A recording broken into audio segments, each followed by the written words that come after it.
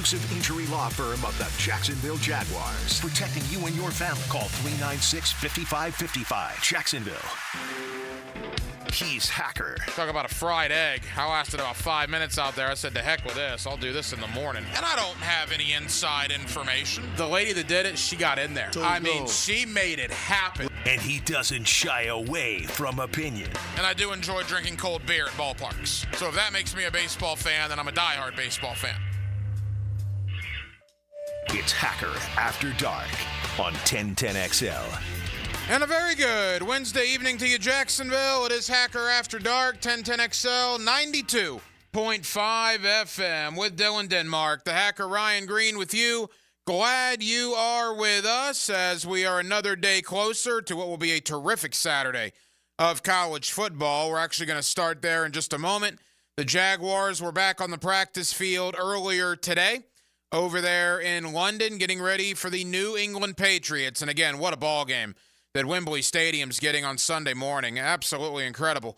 The 1-5 New England Patriots and the 1-5 Jacksonville Jaguars. My Wolfson High School math there tells me that's a combined record of 2-10 for the Jaguars and the Patriots. I guess the good thing for one of the fan bases is that somebody is probably going to win the game on Sunday. Hopefully for our case, that's the Jaguars. But, man. You know, look, you got to start somewhere, right? You can't get to 3 and 4 and 5 wins without getting your second win.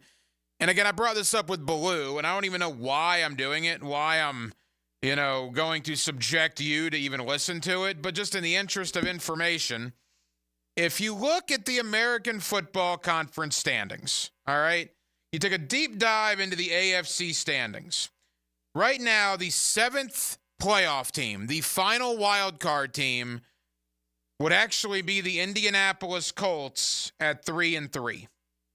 The Denver Broncos are 3-3. They're in 8th. The Miami Dolphins are 2-3. They're in 9th. The Jaguars are, of course, 1-5. But they have a head-to-head victory over the Indianapolis Colts. Just so for the sake of argument, just to throw it out there, if Jacksonville were to beat New England, and either Indianapolis or Miami is going to lose on Sunday because they play each other, hypothetically, you could be a game and a half out of the final wild card even at 2-5. And again, I won't bring that up again for a while. Just, it wouldn't be hard to get back in if the Jaguars actually showed they can win a few football games. They haven't been able to show that yet. They're 1-5.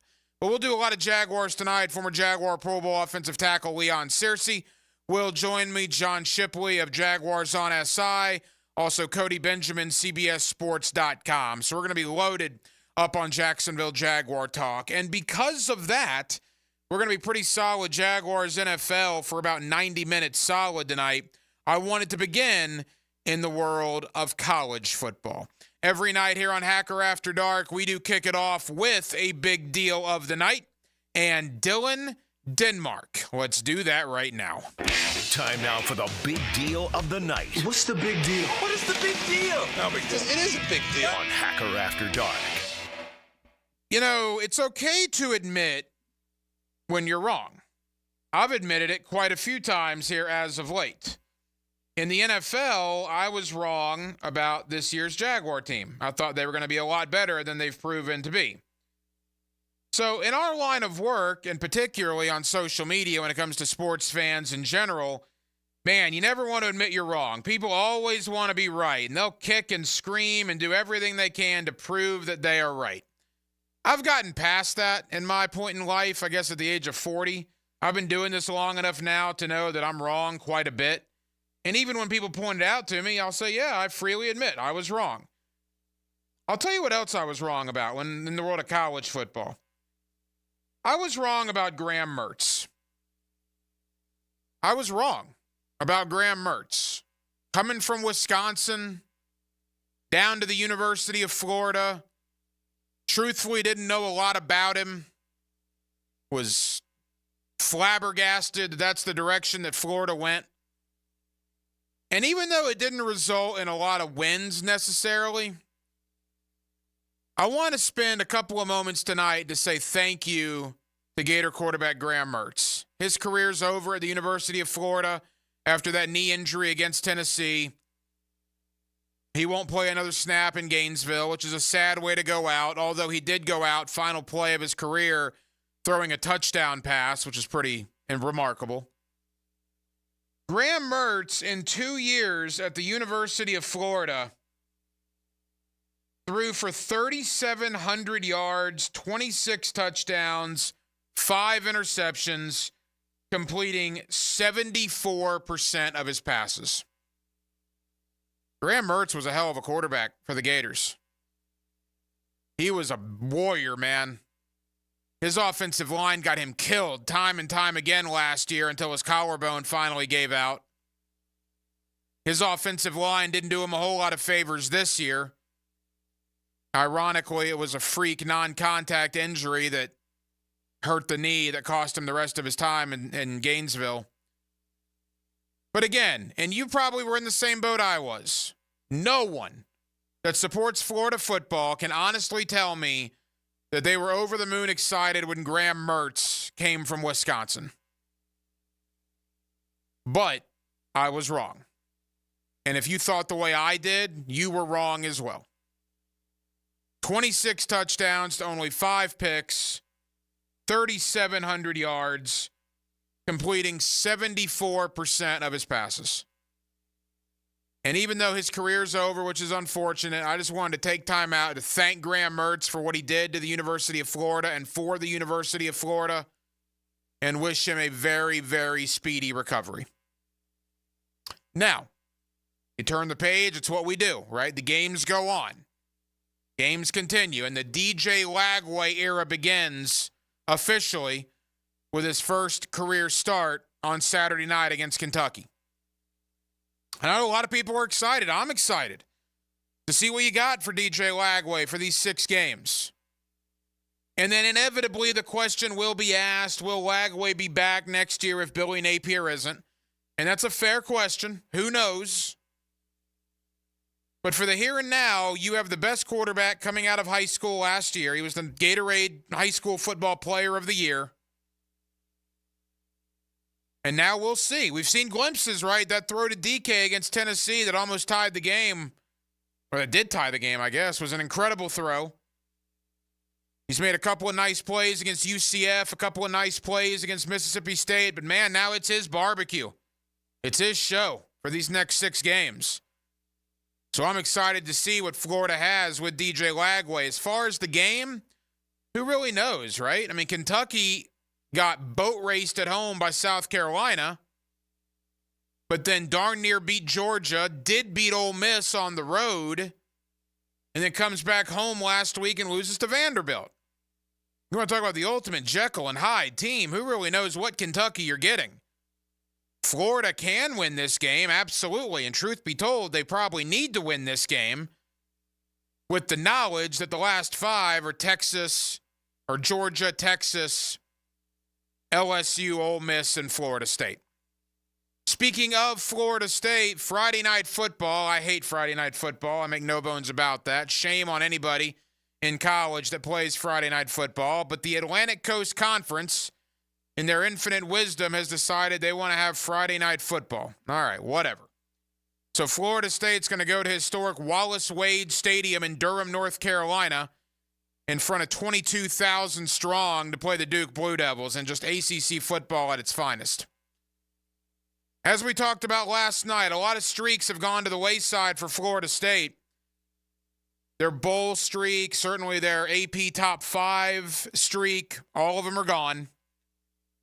One of the streaks that remains, though, is the fact that they've never lost to Duke. And when I say never, I mean never, like ever in history have lost to Duke in football. Duke's a good team. Can Florida State finally put something together and get a win? They need to. They go to Coral Gables a week from Saturday. Odds are that probably won't go very well. Florida State coming off a bye. How bought in will the team be? Will we see more of a youth movement in these last 6 games? Look, Florida State's not going 5-1. They're not going to a bowl game. It is about playing young guys, but at some point you'd like to win a few games as well. And with road games at Miami and at Notre Dame, a better Florida team than we thought, you probably need to win this Duke game if you want to get to the 4-8 mark, right? That's probably what you're hoping for at this point. hoping to get to 4-8. And then Miami, high noon on Saturday against Louisville. Louisville's a good team, but Miami's 6-0. Again, coming off a bye, coming off 2 survivals, right? They survived Virginia Tech. They came back to survive Cal. If you're a Miami fan, you got to be loving life. Based on their schedule, man, anything, and I do mean anything less than an ACC championship game appearance at this point would be an absolute failure. But this is one of their hardest games left, right? Louisville's a good team. They got to go to Louisville. So tough games for Miami, for Florida State, and for Florida. And then, of course, the 2 big ones, Alabama, Tennessee, and Georgia, Texas, in what should be a terrific, and I do mean a terrific Saturday and, I guess, Friday night of college football here in week number 8. More college football coming up later on in the 7 o'clock hour. But as we tend to do from time to time this time of year, we will officially kick it off with some Jacksonville Jaguar talk. My buddy Leon Searcy, former Pro Bowl offensive tackle for the Jacksonville Jaguars. You hear him every day on Prime Time. You get him weekly here on Hacker After Dark. What did Leon think of the Andre Sisco comments? What does Leon think of the 1-5 start? Does Leon think there's any hope left at 1-5? We'll do a deep dive into the Jacksonville Jaguars with one of the best to ever wear their uniform. My buddy Leon Searcy, that's next. Wednesday evening, Hacker After Dark. We're glad you're with us right here on 1010XL and on 92.5 FM.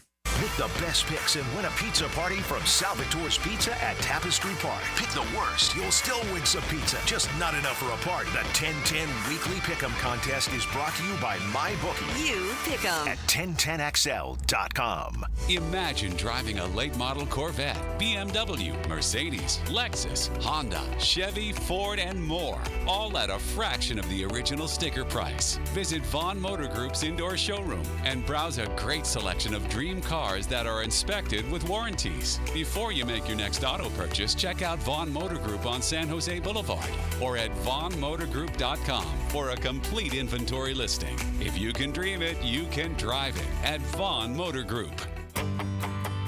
Hey, Jacksonville, I'm sure by now you've seen our bright green GFL trucks and containers throughout the greater Jacksonville area. We are an industry leader in solid waste and would love the opportunity to earn your business. We are committed to customer service, reliability, and have unwavering focus on safety. Whether commercial or construction, let us haul your waste away. Call 904-760-5880 to get a quote today. GFL, green for life. Are you 18 years or older, just got married, just got divorced, or have children? Listen up. Have you done your last will and estate planning? You have questions? Call Matt Hinson with the Hinson Law Firm. Reach him at 527-1700, offices Jacksonville, Florida. And don't let the state decide your fate.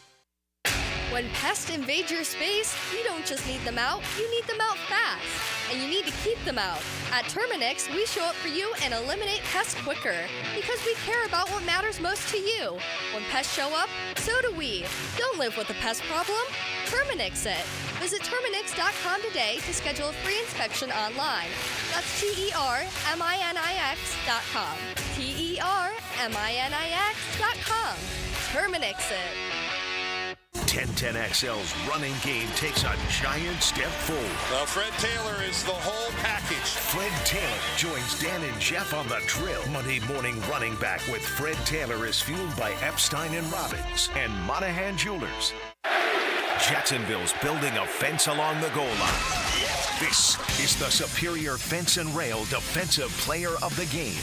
Superior Fence and Rail, where quality matters. Ventrell Miller was an absolute monster across the pond for Duval. The 6-foot linebacker tallied a team-high 10 tackles while in London, with 8 being solo.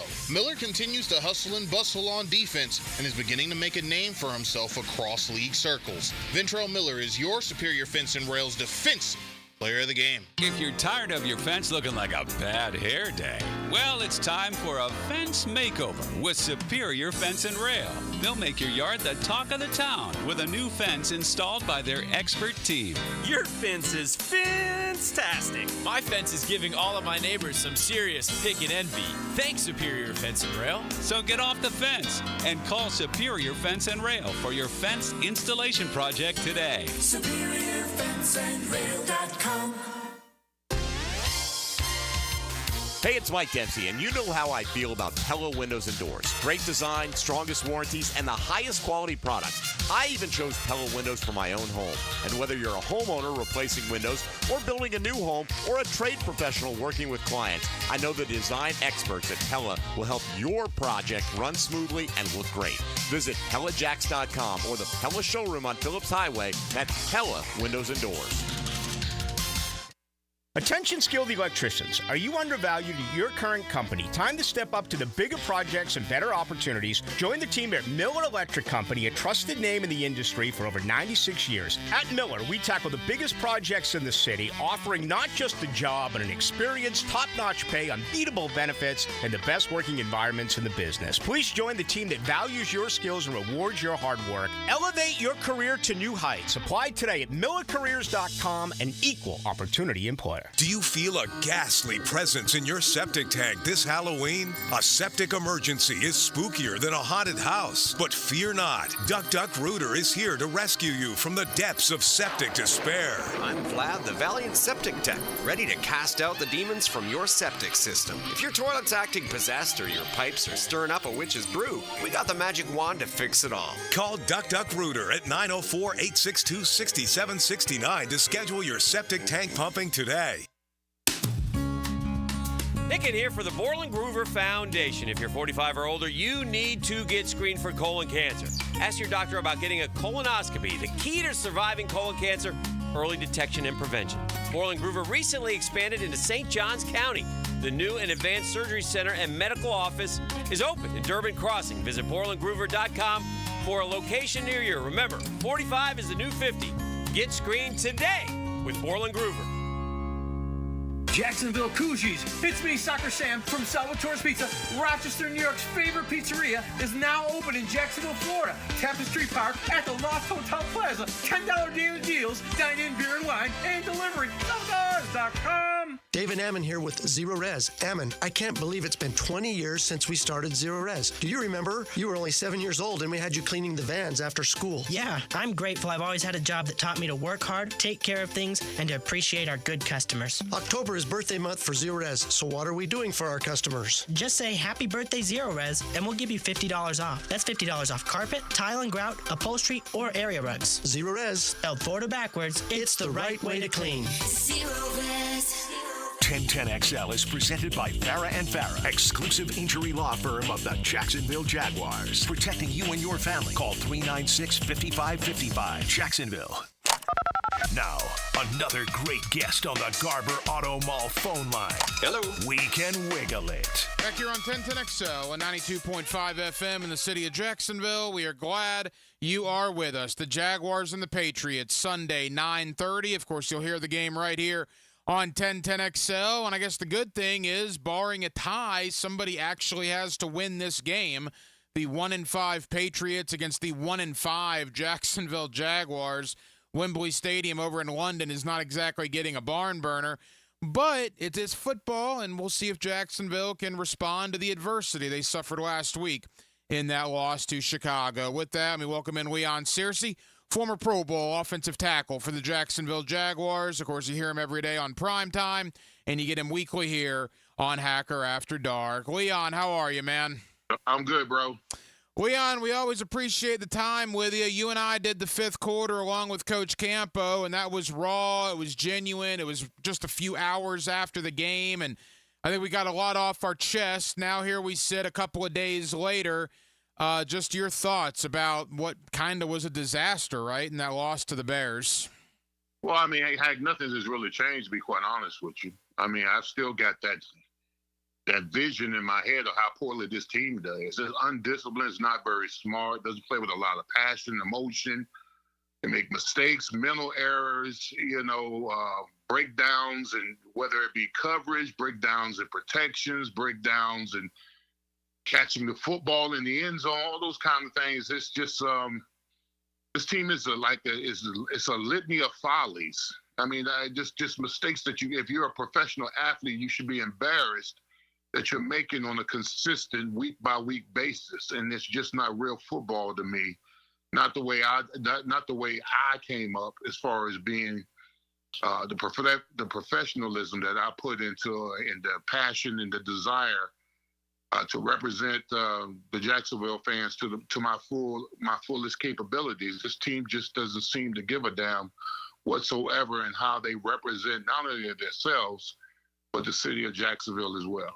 11 years in the NFL for you, one of the best offensive linemen to ever wear a Jaguar uniform. And I know you were pretty critical during the fifth quarter of Andre Sisco's comments publicly that he saw a lot of quit. And I'm actually surprised more of that hasn't been made a kind of a bigger deal within the organization, right? At least publicly. They haven't really said much about it. Doug Peterson has mentioned it briefly, but not a big deal. I would imagine they've handled it internally, Leon. But for people that did not listen to the fifth quarter, man, just your thoughts on Sisco's comments. Well, listen, I thought that Sisco comments was out of bounds. I mean, it's bad enough that this team isn't doing anything to keep Doug Peterson's job, and now that he's on the ropes, I just felt like he's throwing the team and his coaching staff under the bus. I mean, listen, the last thing that you want to hang on your mantle is that you got guys that you share the field with that are quitting on you. And I just thought that, it was unprofessional for him to come out and say some things like that. Those guys, listen, I love the fans, but everybody's not privy to what goes on in the locker room or in the team meeting room. And that kind of conversation is supposed to be held within the confines of the meeting room or in the locker room. I mean, if you saw guys out there quitting, then you gotta approach them. You gotta tell them, hey man, we're already losing games, and that you're quitting on plays. You're not playing with intensity. I just think that I thought about he should have done it man on man. And if I'm in the coaching staff, if I'm Doug Peterson's coaching staff, I mean, this has to be handled. It has to be addressed. If you got players that are playing for you that are quitting or giving up on plays, then you got to get rid of them. You got to get rid of them. You got to bench them. You got to sit them down. Whatever you need to do. I mean, because the players play as a reflection of the coaching staff. And if the coaching staff got players on this team that's quitting, then you've done a poor job as a coach as far as motivating these guys, getting these guys going. So I just thought that what Sisco did was out of bounds, unprofessional. And I think that it should have been done within the confines of either the locker room or the team meeting room. Leon Searcy here with us on Hacker After Dark. To me, Leon, the disconnect going back to Sunday again, Doug Peterson meets the media right after the game, and he says he didn't see any quit. I'm paraphrasing. That's basically what he said. 10 minutes later, Sisco in the postgame locker room is saying he did see quit. There's a disconnect there. And then Trevor Lawrence after the game talks about the team can't be so fragile when things go bad. I mean, when you hear your franchise quarterback say the guys can't be so fragile, whew, I mean, what did you make of those comments? Well, listen, we see it. I mean, if we see it, Trevor sees it. This team for the last 6 weeks, when he means fragile, he's saying that when this team comes about some adversity, when it comes about where a team is being physical, this team usually folds its tent. We saw week one. We saw week one when they played the Miami Dolphins. Travis Etienne fumbles the ball. Before that fumble, this team was moving methodically up and down the field, scoring touchdowns, kicking field goals, had a lead, and then Travis Etienne fumbles the ball, and then it all goes to hell. I mean, Trevor sees it that when this team is on the ropes, instead of them swinging, they take the punches. And that's frustrating as a player when you know that you got guys that don't fight back. When anytime this team, listen, I can tell you what the narrative is of this Jacksonville Jaguar team around the NFL. If you punch them in the mouth, they won't swing back. And that's been, for the last 6 weeks, that's all we've been seeing. And if your quarterback sees it, it's got to be disgusting to him that the guys that's supposed to protect them, the guys that are supposed to be on the other side and defend the end zone, that when they get punched in the mouth, they don't swing back. And that's all he's saying. In layman terms, he's saying this team is soft. That's what he's saying. He's saying they're soft without the teeth. Yeah, it's hard to argue that. And I'll give Trevor credit in this regard, Leon. Is he playing tremendous football? No. I think he would even tell you that. He's struggled at times this year. But, I mean, going back to Sunday, you can only throw the ball so many times into the end zone where it gets dropped, where frustration's going to boil over. And you can only throw the ball to your guys before they keep fumbling it over and over again. I mean, I don't know if an NFL team ever, and I really mean this is not hyperbole, I don't know if an NFL team ever has dropped 4 touchdowns. And that's what the Jaguars did on Sunday. No deflected passes, no, it would have been a great one-handed grab. They legitimately dropped 4 passes in the end zone that would have been touchdowns. And, you know, the offense, the line, they can't run block. The guys weren't running the ball very hard or very well. There's a lot of things that Trevor could openly criticize. I think some quarterbacks would. Trevor's being the really good teammate here, and you got to commend him for that at this point. At this point, the hell with being a good teammate. You gotta call some people out, man, right there on the field. Hey, man, catch the ball. Hey, man, block right here. Hey, man, give me a little bit more time. All those kind of things. At this particular point, man, the nice guy thing is over. It's time to start cursing some folks out. And I don't know if that's in his pedigree or not. I know he wants to come across as being, you know, a team. But listen, the bottom line in this business is winning football games at all costs. And right now, the Jaguars don't seem to be expending any kind of energy or effort in wanting to win ball games. And that's got to be frustrating to anybody. It's absolutely got to be frustrating to anybody. You've got to start calling guys out. And if they don't like you, the hell with them. This is a bottom line business. It's about the business of winning games.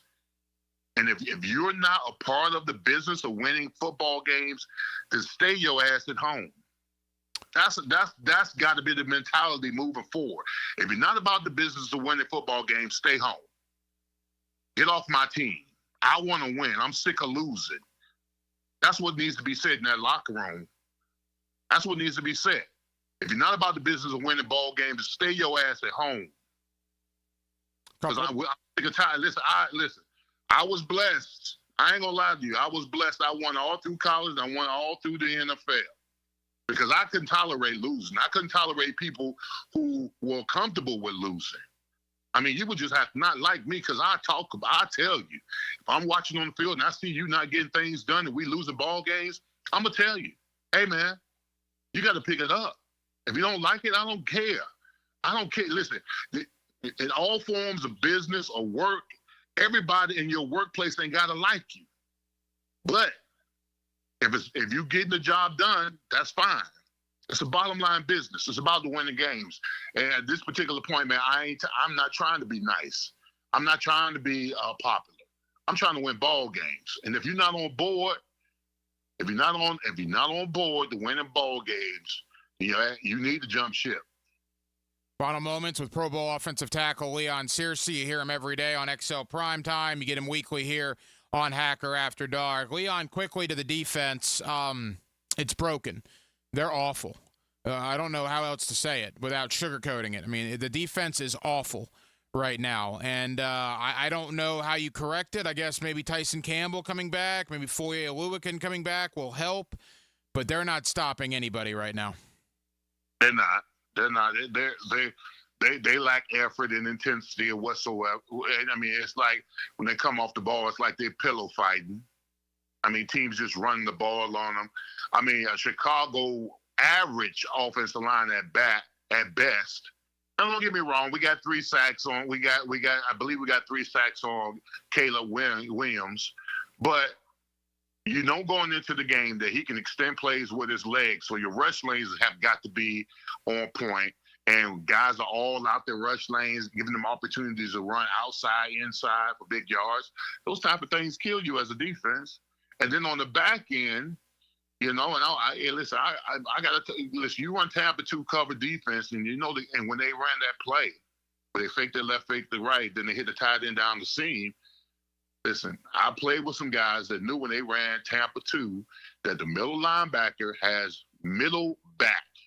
He doesn't care what's going on the line of scrimmage. He's told to run middle back. And if you watch that play, Devin Lloyd sits right there, gets beat, and then he jogs to try to make the play. Yeah, to me, that was the most indicting thing is, okay, you get beat, but to jog and not sprint, that was bad. Yes. You know, and I wouldn't be surprised if that was one of the comments Cisco saw in the game that he made. The quit, that was quit. They just bottom line, just call it what they do. That was quit.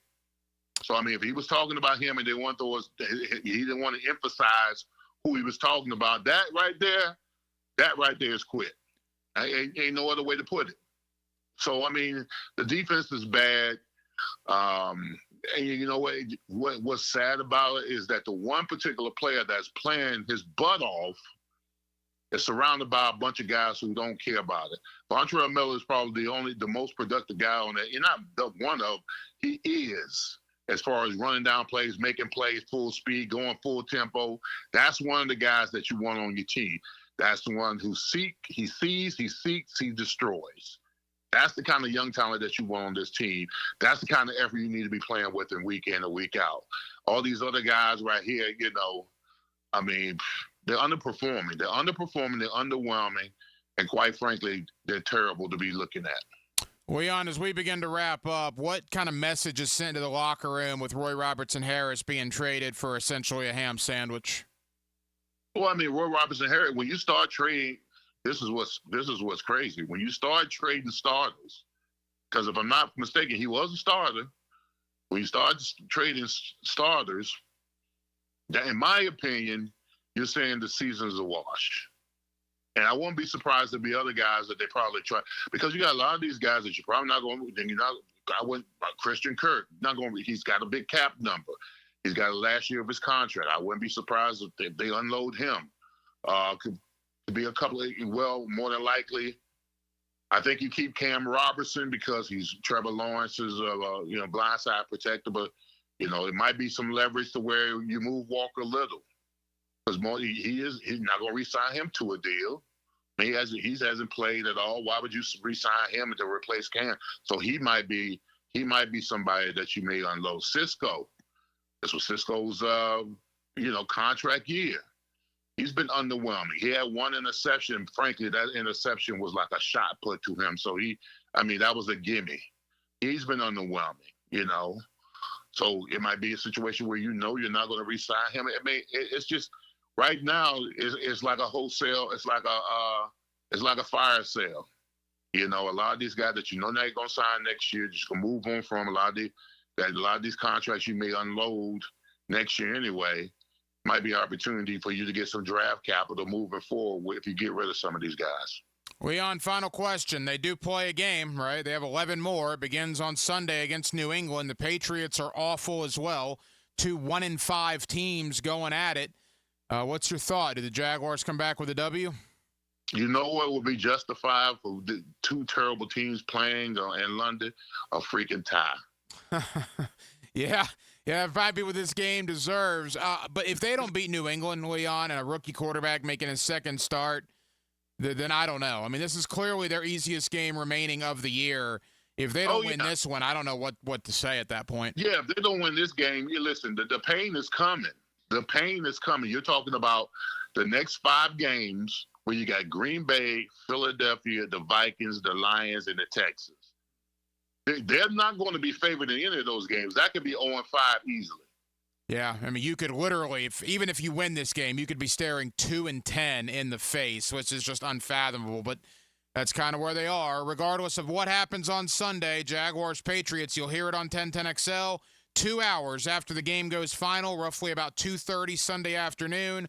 Leon Searcy, Dave Campo, and yours truly will again have an edition of the 5th quarter for you. Leon, appreciate you as always. I'll see you Sunday afternoon, pal. All right, bro. You see it at the stadium or watch it on TV. He gets to watch the coach's film. I'm Jeff Logman, and I'll tell you what I saw on Check the Tape Tuesday. Brought to you by Napa Auto Care. Check the tape. 10 to noon on 1010XL. Awaken 180 weight loss. Awaken 180 weight loss. You know, I'm getting a lot of text messages, emails, just congratulations all over the place. It feels good, man, because obviously 7-8 months ago, I was far, far, far away from this when it came to my weight. I was 317 pounds. I didn't admit that to anybody at the time, but that's what I was when I started Awaken 180. I was 317 pounds. I woke up this morning, I was 212 pounds. I've lost 105 pounds in less than 8 months on the best weight loss program I've ever been on. And I've tried a bunch of them. If you've listened to me over the years, you know I've tried a bunch of them. Awaken 180 weight loss, the results speak for themselves. If you need to lose 100 pounds like I did, or if you need to lose 20 pounds, any point in between, take it from somebody who's literally changed their life because of this program. Go to awaken180weightloss.com. Awaken180weightloss.com. Here's Linda Beaver. Let's start the debate. Why would someone buy a new car from you? We have an exclusive 20-year, 200,000-mile warranty on every new vehicle. We offer a competitive wow price plus free oil changes. How much will someone get for their trade? We offer more than $4,000 over KBV value. Well, we never lose a trade over price. Okay, when is the best time to buy a car? Right now. Ladies and gentlemen, it doesn't matter which side you pick. At Beaver Toyota and Beaver Chevrolet, you get it all. Let us show you why we're the winning vote. Bold City AC, heating that rules. Is your AC ready for the holidays? Bold City Heating and Air ensures your AC stays in tip-top shape. We know that a clean AC is a healthy AC. Upgrade yours for just $96 a month and enjoy free duct cleanings with your new system. Plus, ask about our 0% financing options. Bold City AC, we got the crew. Bold City AC. Visit boldcityac.com. Wow, John, my Clearwater sprinkler system looks great. All right, Frank, let's go ahead and program your Rainbird timer. How many minutes do you want the zones to run? John, I think we run from the front 20, the sides 15, the back 10, the garden 5. Clearwater scores! Well, that's a first, Frank, but you're the boss. Clearwater irrigation. We can't sing a lick, but we sure are good at sprinklers. And drainage to ClearwaterJacks.com. Injured in an accident? Have mounting medical bills? Can't work? Don't worry. Zach's got your back. I'm Zach Von Rowan of Von Rowan Law. I will fight for the compensation that you deserve. Set up your free consultation at zachsgotyourback.com. He used to catch passes for Spurrier. Oh, my! What a great catch in the corner! Now he throws opinions at Napier. Chris Doring, Tuesday mornings on The Drill. Brought to you by the personal injury attorneys of Farah and Farah on 1010XL. Discover the difference that local expertise makes at First Coast Lighting and Fans. Visit their showroom at the Avenues and browse high-quality products to match your desire for elegance, quality, and uniqueness at First Coast Lighting and Fans. Prosser here. I've been telling you for years about Lifetime Enclosures and Lifetime Flooring. Football season finally upon us. Imagine watching your favorite team in your new Lifetime Man Cave, family hangout, or Lifetime's version of a she shed. And now Lifetime is expanding their replacement window division. Make your home energy efficient with their Energy Star rated windows, enclosures, flooring, and windows to fit any and all budgets. Visit the showroom just off Phillips Highway. Proud partners of the Jacksonville Jaguars. Let Lifetime be your home team. Former Georgia defensive tackle and pro wrestler Bill Goldberg and Bulls standout and Georgia cornerback Mike Fisher will be inducted into the Florida Georgia Hall of Fame. For tickets to the celebration lunch Friday, November 1st, go to GAFLJax.com. Poker players, brace yourselves. The World Poker Tour storms into Best Bet Jacksonville October 31st to November 19th, and the forecast calls for massive prize pools. Event 1 has a cool $200,000 guarantee. Event 6, a downpour of $300,000. And the main event, a flood of a $1 million guarantee. WPT Championship satellites are already brewing. Don't get left high and dry. Head to bestbetjax.com for details. That's bestbetjax.com. The Florida Forum welcomes former UK Prime Minister Boris Johnson October 29th. Funds raised for a Kids Care Mobile ICU, a neonatal and pediatric critical care transport vehicle. Kids Care vehicles and helicopters safely transport more than 2,500 infants and children a year to Wolfson Children's Hospital.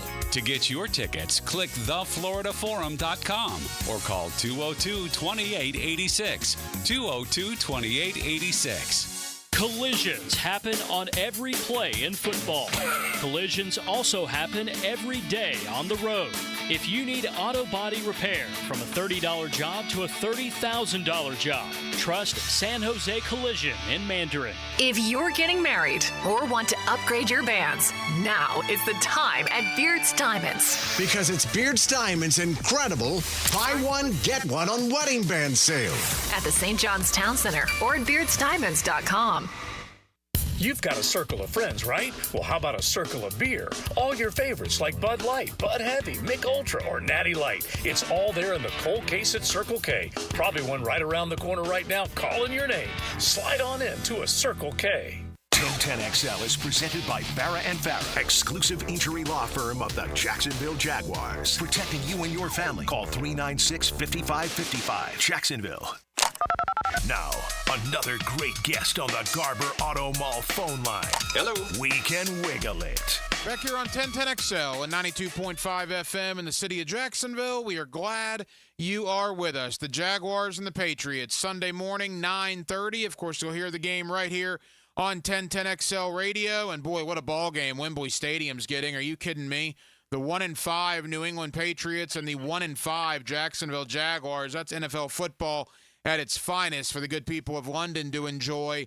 What has gone wrong here in Jacksonville? What can we do to fix it at this point? And let's look around the rest of the National Football League with my buddy Cody Benjamin. He does a terrific job for CBSSports.com, and he's always kind enough to join us here on 1010XL. Cody, how are you, my friend? I'm doing well, Ryan.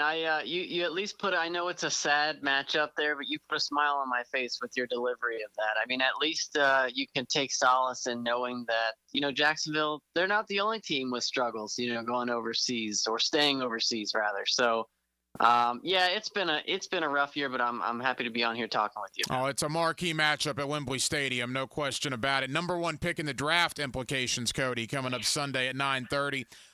The Jaguars are probably the biggest disappointment in football. Personally, I'm stunned. I'm not normally sunshine and rainbows guy, Cody. I like to think I have a pretty good idea being out there at OTAs and mini camp and training camp. And look, I didn't think they were going to the Super Bowl, but I thought 9, maybe 10 wins, maybe in the hunt for a division title, certainly in the hunt for a wild card.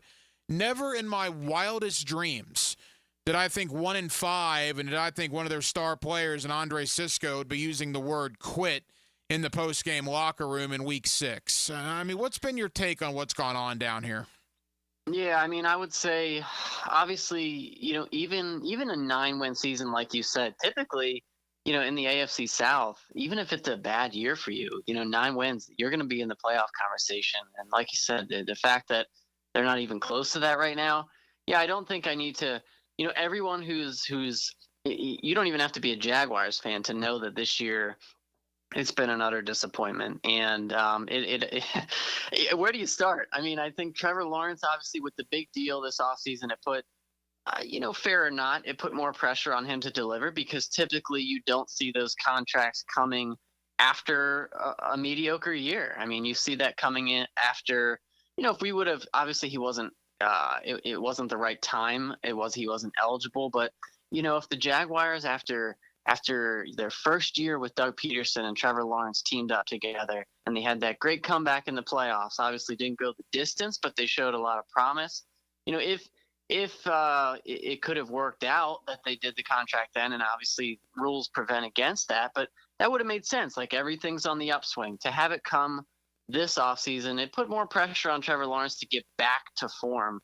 But I think even more disappointing than the fact that he just hasn't been, in games, for example, against the Bears, where Caleb Williams clearly looks like the more promising signal caller. I think even more disappointing, more concerning is just the infrastructure around him. The fact that you name it. Each week, whether it's Trevor Lawrence kind of sailing a ball, whether it's the play calling continuing to be kind of uninspiring, whether it's Gabe Davis, somebody being, last year we went through this with Calvin Ridley. Like, the talent is there. The chemistry, the timing, the fundamentals, all of that stuff isn't there. And that, to me, that's an indictment also on the coaching.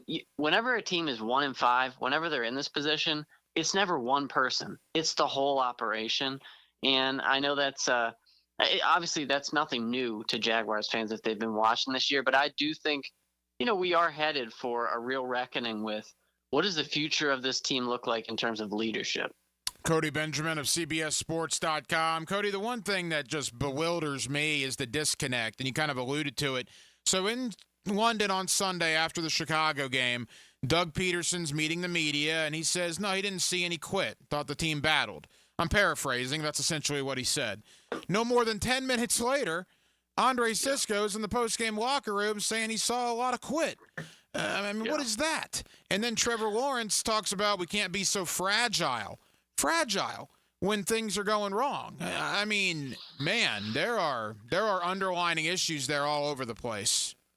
Yeah, I mean, it's going to be hard. It's going to be hard to find anyone who's going to be in sync, I guess, when you're 1-5, because obviously you're starting to deal with not pointing fingers necessarily, but some people are trying to protect themselves a little bit, whether that's a coach who knows his job is on the line, whether it's I just think that when you're 1-5, again, winning, this it's a cliche, but they say where winning solves everything, where it's like personalities and the ways that cultures are developed or not developed. I mean, those things can be masked by just winning. I mean, I think that you look at the Jaguars' schedule. Let's say they would have pulled one out against. You can't believe they lost to the Browns at this point now this year. But let's say they would have beat the Dolphins in Week 1. Like, let's say they are, instead of 1-5, they're just below 500. Maybe the conversations aren't as drastic. But yes, I do think it's very concerning that you have those mixed messages. I think unfortunately. I grew up an Eagles fan, and so I watched very closely the Doug Peterson tenure in Philadelphia, and there's a lot of concerning similarities to the way that his tenure in Philadelphia ended to the way that it is in Jacksonville. I think that there was kind of a lightning in a bottle moment for the Doug Peterson Eagles, obviously when they went to the Super Bowl, but after that Super Bowl run in Philadelphia, the offense got curiously stale. Press Taylor heavily involved in the play calling. There was a lot of debate about, where's the creativity? Where's the chemistry? And those teams, they never really quit on Doug Peterson, but they never really inspired either. And obviously we all saw how the Carson Wentz experience went from, MVP caliber to a total disconnect in a hurry.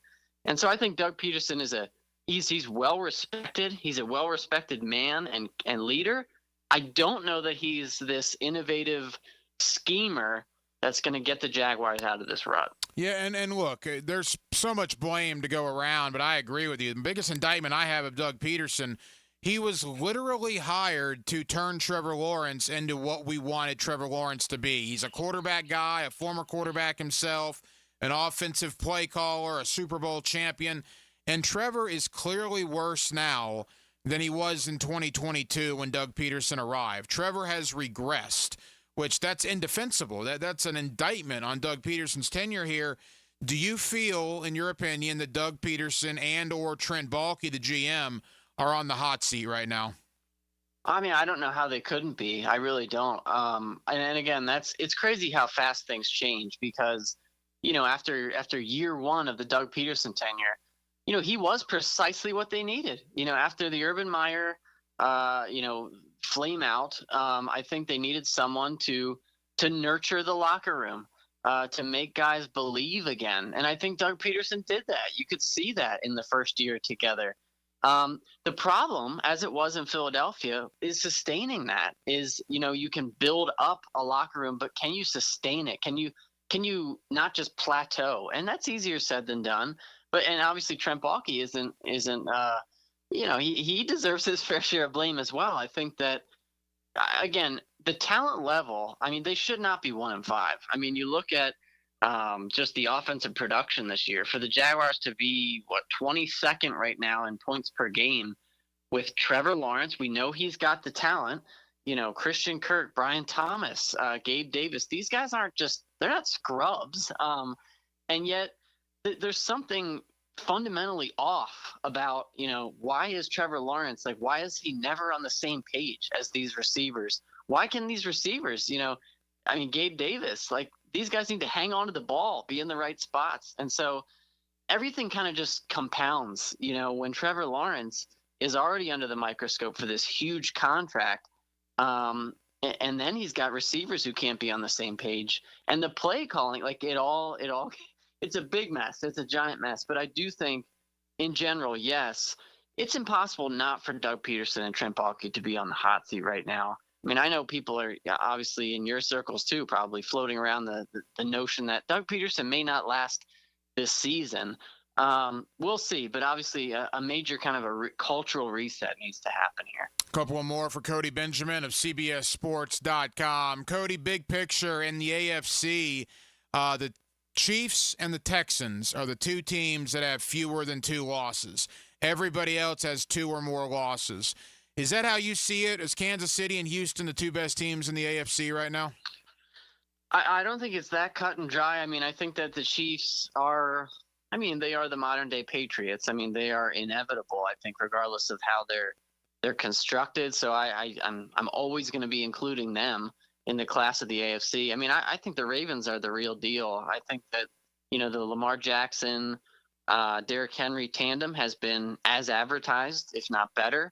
I think Lamar Jackson is on another MVP pace. I'm not ready to buy into the Steelers at 4 wins. I think the Bills are certainly in that conversation as well with Josh Allen. And, maybe they swing a deal at the deadline to add some, an additional toy for Josh Allen. But yeah, I mean, if you're looking at, it's really not like a crazy, this rubs the salt in the wound for the Jaguars fans, but it's not a crazy AFC right now where, if the Jaguars again were around 500, the wild card race it's not out of hand right now. Like the Bills, you've got at 4-2, Ravens 4-2, the Texans and the Chiefs. Behind them, I mean, you're talking about teams like the Chargers. They're okay. They're hanging in there. The Colts, I mean, I don't think they're going anywhere right now with the Joe Flacco, Anthony Richardson duo. So, it's a muddied conference, but I still think I'd say Chiefs, Texans. You can check out Cody Benjamin's terrific work covering the NFL at CBSSports.com. Cody, I know you're busy, man. Thank you as always for the time. We'll do it again soon. All right. Thanks so much. Appreciate it. Kick off your college football weekend with a Bueller Aaron Plumbing College Kickoff. I'm Matt Hayes, and I'll help you slide into a college football Saturday with pregame news and notes. Friday evening at 6. Brought to you by Sonny's Barbecue on 1010XL. Now you can watch 1010XL shows all day on X, Facebook, and YouTube. Brought to you by MyBookie. Experience Vegas from the comfort of your phone anytime, anywhere. Sign up today. Use promo code 1010XL. Hey everybody, Jennifer Marion with Randy Marion Cadillac in Jacksonville here to say hello, and we'd sure like to have your business. You know what? They're going to love the king of price. My dad believes in making great deals and having a great selection in stock. Cadillac XT4s, XT5s, and XT6s, and Escalades. The all-electric Cadillac Lyriq. CT4s and CT5s. Cadillac luxury and selection is just waiting for you. At Randy Marion Cadillac, Southside Boulevard, Jacksonville. And don't forget, tell them Jennifer sent ya. When my wrist pain was acting up and I needed help, I took Dan Hickens' advice and headed over to see the experts at Southeast Orthopedic Specialists. This is Stuart Moore with the PGA Tour. I highly recommend Southeast Orthopedic Specialists. Whenever you have a need, they took great care of me. They'll take great care of you. This is Dr. Kevin Murphy. The next time you need orthopedic care, you can rely on our team at Southeast Orthopedic Specialists. Relieve pain and get back to life. Southeast Orthopedic Specialists.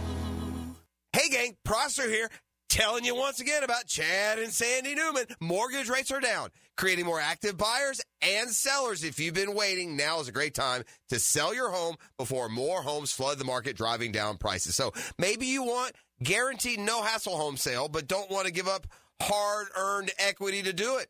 They can handle that. You see, Chad and Sandy can take every problem you think you have and replace it with a promise. Chad and Sandy guarantee your home sold at an agreed-upon price and deadline, or they will buy it. The success stories are rolling in. Mike and Lisa in McCormick. We inherited a family home that came with equity but also a mortgage. We needed to sell fast to avoid extra expenses on a second mortgage. We heard about Chad and Sandy on the radio and called. Everything they say on the radio is true. The home sold in 3 days for full asking price. Call Chad and Sandy today, 904-414-6200, or go to chadandsandy.com. That's ChadAndSandy.com. Are you ready to upgrade your home? Experience the winning combination of style and performance with Renewal by Andersen, energy-efficient, custom-built replacement windows and doors. Buy 4 windows or patio doors and get the 5th free. Plus, 0 down, no payments, and no interest for 12 months. This offer expires October 31st and restrictions apply. Renewal by Andersen, proud partner of the Jacksonville Jaguars.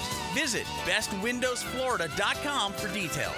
License number CGC 1527613. Roof damage? Call before you claim. Green Law Group, fighting insurance companies for you. They will work for you when you have roof damage. Don't let your insurance deny you. Don't call an adjuster.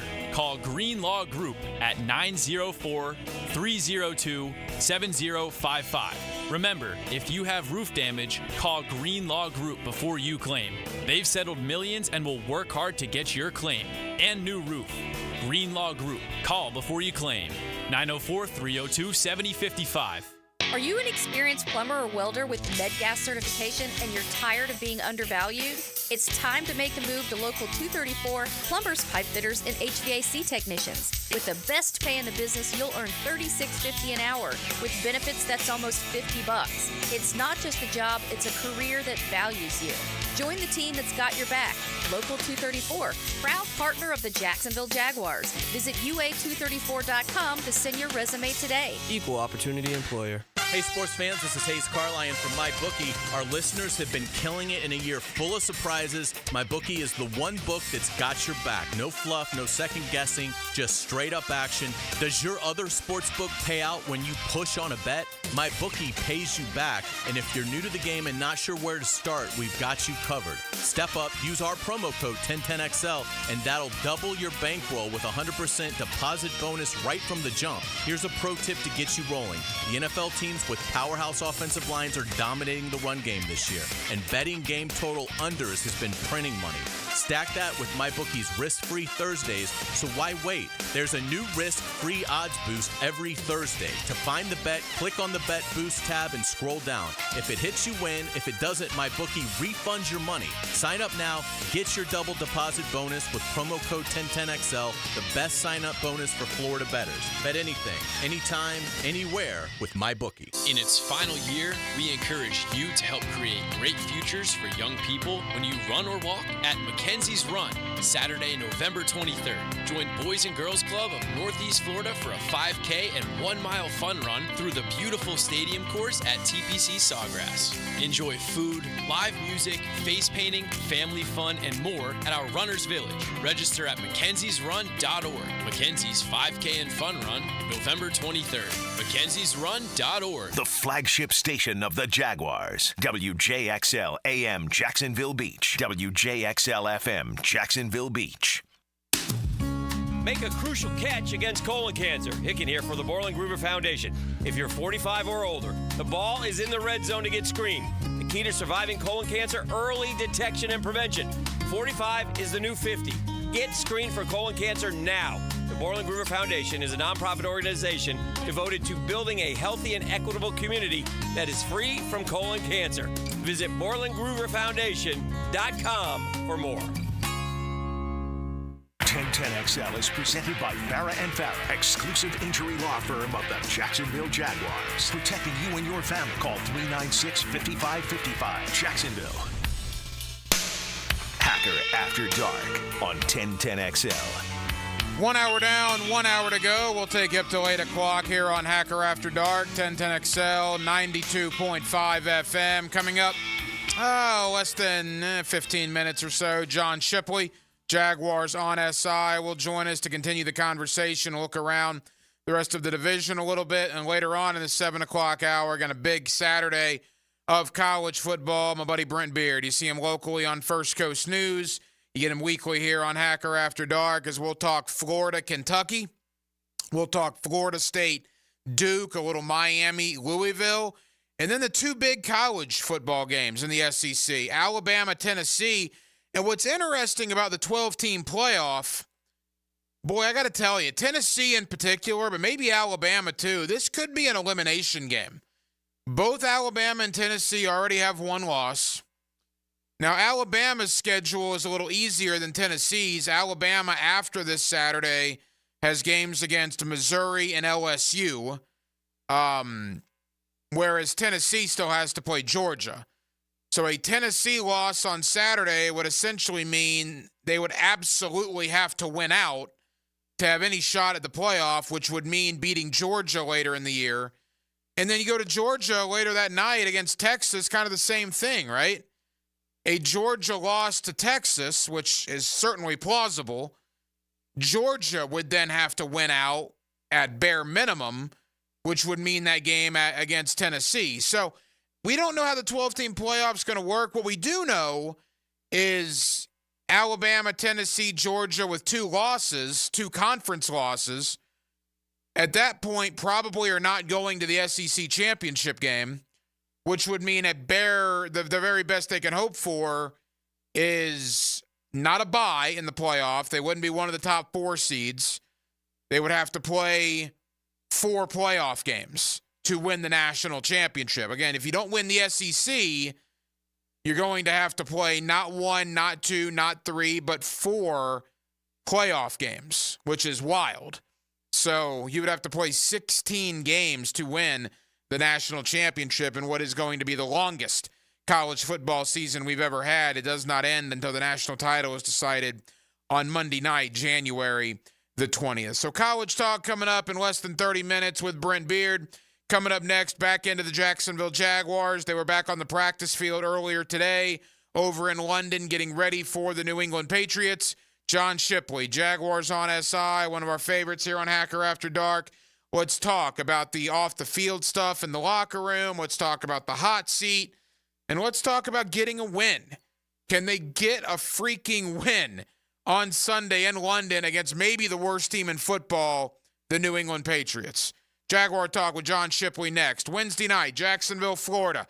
We're glad you're with us. Hacker After Dark, 1010XL, 92.5 FM. He's our pathfinder through the weeds of quarterback chaos. I'm Denny Thompson, and they call me the quarterback whisperer. He shares his insights Friday mornings on The Drill. Brought to you by Tyson Sound and Security and George Moore Chevrolet on 1010XL. Discover luxury storage life at The Shed, opening soon in Atlanta Beach, for a place to store your cars, boats, and toys. A place for an office, a golf simulator, or a man cave. AC and plumbing available. The list of premium uses is endless. Take a tour on Instagram or go to theshedjacks.com. I'm Chris Campione. In a world of big box law firms with satellite offices, there's something special about having a local legal team that cares about you and your community. We're not just lawyers, we're your neighbors. We understand the unique challenges facing the Jacksonville community because we live here too. At Campione Law, Campione Cares isn't just a tagline, it's our commitment to you. Campione Law, your trusted lawyers after an accident. CampioneLaw.com. Count on Campione, Campione Law. Universal Roof and Contracting presents the Offensive Player of the Game. Universal Roof and Contracting. The difference is universal. Evan Ingram had himself a day for Jacksonville against Chicago. The teal and black tight end recorded 10 receptions for 102 yards, with his longest reception going for 24 yards on what was an impressive showing. Ingram needed in his bestest suit instead of a jersey because he was simply on fire all game long. Evan Ingram is your Universal Roof and Contracting Offensive Player of the Game. Rake in the savings this fall with Universal Roof and Contract. Enjoy 15% off all roof repairs and replacements with financing options as low as $115 a month. Protecting your home has never been easier. Schedule your free roof inspection today. Call 855-ROOF-HELP. This offer expires October 31st. Protect your home and your wallet. License number CCC 057165, CBC 1258484. UniversalRoof.com. Pickett here with my concierge doctor, Richard Townsend. Doc T, how does a concierge direct primary care operate? We are a membership-based primary care made directly between a patient and physician. We'll have a limited amount of patients that allows us to give unlimited access and personal service to you. This individualized approach has been shown to lower hospitalizations as well as maintain healthier lives. We also give 24/7 access via phone to me outside of our scheduled office hours. To learn more, go to mypvconcierge.com. It's the blog players put their pads on for. So we got to bring my thoughts and observations on our home team. That's what I share with you every week on my blog. Roland Reach Plumbing brings you Hayes Blog on 1010XL.com. Being an athlete means having a healthy desire to do as much as you can with your body. for as long as you can. Gatorade has lower sugar, electrolyte-backed hydration options to keep you rehydrated and replenished. Gatorade, for every athlete. From Gatorade Zero to Gatorade Endurance Formula and Gator Light, there's something for every athlete. Find it at your local Winn-Dixie. It's a win-win. Gatorade, official partner of the NFL. This right here is as good as it gets. This is life getting lived without obligations or complications. This is filling your cup and savoring the moment.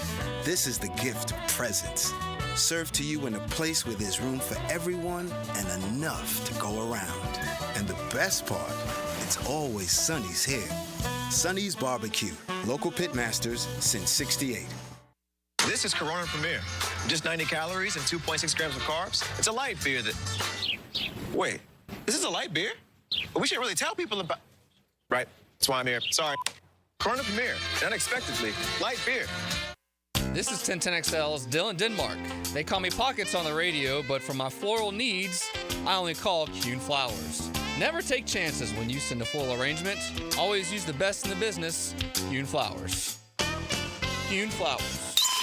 At what temperature is Fahrenheit equal to Celsius? Southern Oak Insurance knows that you want to save money on your homeowner's insurance. So why not try some old-fashioned common sense? Ask your Southern Oak agent about our roof replacement schedule. It will save you money. Our family protecting yours. Southern Oak Insurance. At 40 degrees below zero, the temperature is the same in Fahrenheit and Celsius. Why? It takes too long to explain. Southern Oak Insurance. Our family protecting yours. Hacker here, and I can't believe it. 100 pounds gone. 6 months ago, I never would have dreamed this was possible. I'm going to say it again because it feels so good. I've dropped 100 pounds thanks to Awaken 180 weight loss. To put that in perspective, I've taken roughly 10 inches off my waist. I'm down from a XXX to an XL, and I did it all in slightly over 6 months. It's not just about the number on the scale. It's also about getting my life back, playing with my son, and being more physically active. Now, we're celebrating big time. I'm hosting an exclusive football watch party to celebrate this huge milestone, and you'll have a chance to join me. Let's watch some football, eat some great food, and if you have questions about Awaken 180, ask me. Details to come, but don't wait on that. Call Awaken 180 today and learn how fast you can reach your goals. 844-346-1800 or online, Awaken180weightloss.com. Our most popular meat combo is ready to grill this season. Pounds and pounds of marinated steak tips and chicken, fresh ground beef, and homemade sausage. Just ask for the sampler combo. For tasty tips and juicy breasts, choose Southern Steer Butcher. 1010XL is presented by Farah & Farah, exclusive injury law firm of the Jacksonville Jaguars. Protecting you and your family. Call 396-5555. Jacksonville. Now, another great guest on the Garber Auto Mall phone line. Hello. We can wiggle it. Back here on 1010XL and 92.5 FM in the city of Jacksonville. We are glad you are with us. The Jaguars and the Patriots come up this Sunday. Boy, what a battle in Wembley Stadium. Are you kidding me? The NFL's finest, 1-5 against 1-5, and a game that I'm sure London is just going to thoroughly enjoy. What has gone wrong with the Jaguars? What, if anything, can they do about it? All good questions. I'm not sure if we have the answers. We'll try to find them with my buddy John Shipley. He does a terrific job covering the Jaguars for the Jaguars on SI, and he's always kind enough to join us here on 1010XL. John, how you doing, man? Hey, I'm doing good, my friend. How you doing? John, we're good. You and I spoke about 4 weeks ago, and at that time I was stunned they were 0-2. I'm flabbergasted now that they're 1-5. You were down there every day at training camp like I was. You're down there in the locker room around this team, now during the regular season, John. I mean, can you put into words how unbelievable a 1-5 start for this football team is? Oh, no, it's absolutely, worst case scenario, nightmare scenario, whatever you really want to call it. The Jaguars they set the expectations themselves. I mean, they had players calling it the best Jaguars team that they've been on. They had the owner calling it the best Jaguars team. They mentioned, time and time again how they were adding veterans from playoff winning teams so they can help them get over the hump. They really kind of set the table for themselves. There was no real, we're going to, roll the ball out there and see what happens. Now, they explicitly said in the offseason that they were going to be a competitive team. They were going to be a playoff team, and they simply haven't been. Now, I do think they're probably better than their record. I don't think that they're the worst team that's been on the NFL field this year. But when you're 1-3 in close games, and then you just roll over and really let the game fall out of hand and 2 blowout losses after things go wrong early, I mean, you are what your record says you are, and that just shows that the Jaguars right now, through the first 6 games, have not been a good team. There are so many issues with the roster, John, that I don't even really know where to begin. So I guess we'll begin with the most popular story this week, and that was Andre Cisco talking to our colleague Brent Martineau in the postgame locker room on Sunday, using the term he saw a lot of quit. And when you bring up the Q word in an NFL locker room, the term quit, that gets people's attention. What did you make of that, and what do you think that's going to mean moving forward? Yeah, I mean, I think Cisco, in my years covering him, he's always somebody who does a good job of thinking about what he's going to say. So I think when he says something like that, it's very pointed. He means it. You even saw in the interview with Brent, he wanted to kind of take a second to figure out the best way to say it. And I think when you go back and watch the Bears game, watch some of the plays that happen, you can see really where he's coming from, that this is a team that they have struggled facing adversity. It even goes back to last year when something bad happens, especially early on in the game. They just seem to kind of roll over and let things happen. I mean, this last game, was a great example. The defense forces 2 3-and-outs, but Gabe Davis drops a touchdown. Offense goes 3 and out.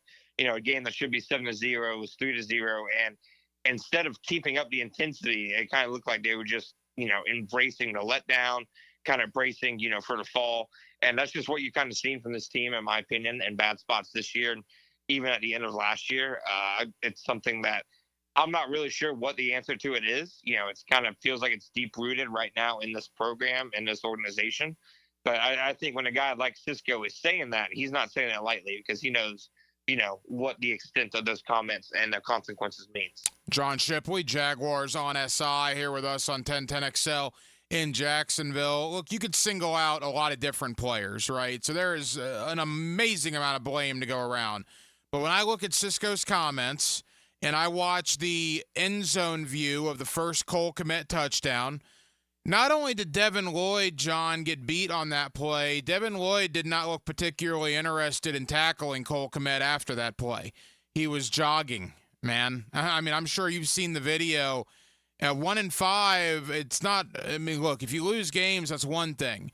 Jogging to try to keep somebody out of the end zone, that was not a good look, and maybe that leans into what Cisco's talking about as well. And one constant thing that the Jaguars have talked about over the last couple of weeks, whether it's been Josh Hines-Allen or Travis Etienne, guys keep talking about, they need to play like they remember their love for the game, why they fell in love with this game, etc. When you have to say that for multiple weeks and then you see some of, kind of the effort plays in week 6, it just kind of shows you that, maybe this isn't a roster, that's filled to the brim of people who have that mindset that, no matter the score, no matter the result, they're going to go 100 miles an hour. I talked to a guy in the Jaguars locker room during, their kind of collapse late last season, and he told me that, the biggest difference, and he had been on some bad Jaguars teams, the biggest difference between the team, that he was on last year and where the Jaguars were, is they weren't going into games anymore thinking, okay, this is about to be a long day, because he had games like that during the Doug Marrone era and Urban Meyer era. Now, when you're seeing some of the results that we're seeing this year from the Jaguars, I'm thinking, maybe that's the kind of mindset that they're taking before some games. And if you're thinking that before the game, in my opinion, the game's already lost. Well, and one of the problems, too, look, I mean, what are you going to do right after a game? You got to meet the media, but Doug Peterson, after Chicago on Sunday in London, says that he didn't think the team quit. He thought they played hard for the most part. No more than 5 minutes later, Cisco tells that to Brent Martineau that he saw some quit. I mean, that's the disconnect we're talking about, right? I mean, that's crazy that the head coach says one thing and one of his star players, no more than 5 minutes later, completely says the opposite. I do think so, to an extent. That's some of the disconnect you see. And there's has been disconnected at other times. I remember there was a question asked, I think it was after the Texans game, on whether Trevor Lawrence was pressing a little bit, and Peterson said, yeah, he thinks it kind of was. And then Lawrence gets asked the same question a few hours later, and Lawrence says he doesn't think so. So you see that from time to time, but I also think that's Doug, to an extent, being an experienced head coach and knowing that, there are times to make pointed comments about your team, et cetera, but it wouldn't do him any good, in my opinion, to say publicly, yeah, it looks like our guys are quitting and not giving high effort, because he would basically be saying then that he's failed at his job. So it doesn't surprise me to see the disconnect. If anything, it says to me how impactful the comments by Cisco were, that somebody is willing to say it publicly. Couple more for John Shipley, Jaguars on SI. He's with us here on 1010XL in Jacksonville. All right, the way the roster has been constructed, let's go there next. I was wrong about this. I apologize to Jaguar fans on Sunday because the roster depth-wise just isn't any good. Look, I get Tyson Campbell and Foye Oluokun are big losses for the defense. There's no debating that. There's also no debating in Week 6 of the NFL season, every team has big losses. Chicago at points on Sunday was without 3/4 of their starting secondary. And that didn't seem to affect them all that much. I mean, good heavens, this defense, John, they're awful right now, man. I don't know if it's Nielsen. I don't know if it's lack of performance by the players. I don't know what it is, but whatever it is stinks to high heaven right now. Yeah, it absolutely, looks like a defense right now that it's not able to really hang its hat on anything. There's supposed to be at the very least a good rushing defense. Well, DeAndre Swift had the best game of his season by a wide margin yesterday. Caleb Williams rushed for 56 yards. So it's hard to really find anything that this defense is doing well. And like you said, Tyson Campbell and Foye Oluokun are fantastic players. They're two of the best players on the Jaguars roster. It's their best defensive back, their best linebacker. The influence and really impact that each of them can have positively on this defense, I think, goes without saying. But on the other hand, this looks like a defense that is more than just two players away. It looks like a defense that really offensive coordinators have, already figured out scheme-wise, at least in my opinion, on how to beat them, because they're getting beat the same ways week after week. Quarterback scrambles, running backs in the passing game. The linebackers are getting kind of manipulated in the passing game. It just looks like a defense and a scheme right now that offensive coordinators have kind of already figured out and are teeing off on. Is there ever a scenario on planet Earth where on a third down that Joshua Hines-Allen and Trayvon Walker should not be on the field? Because I have absolutely no idea. These rotations on defense and resting guys. What good is resting guys when you're getting just absolutely obliterated by the opposing offense? You're 1-5. They, by the way, back to Balky for a moment, they don't have a third edge pass rusher. Eric Armstead looks like he's here on a vacation right now, 6 games in. But Nielsen pulling Hines-Allen and Walker off the field to have them rest, well, what good does that do? Because you don't have anybody else to affect the opposing quarterback.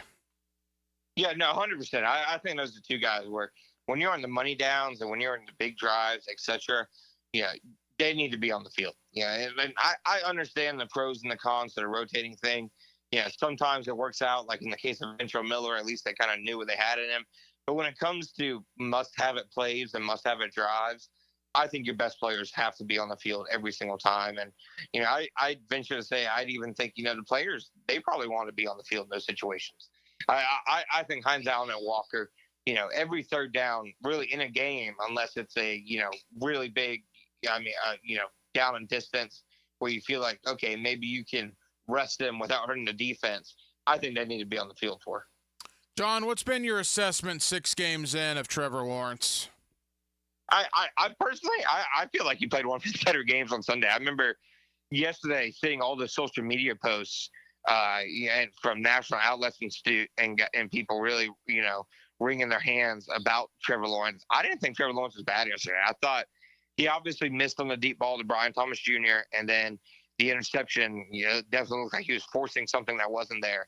Otherwise, I thought Lawrence had, a relatively productive game. I think that he was, hitting some high-quality, big-time throws. He was mostly doing a good job in the pocket. Obviously, the pass rush got to him a little bit when the game was going, out of reach and in must-pass territory. So I think Lawrence this year, I think he's definitely had some clunkers.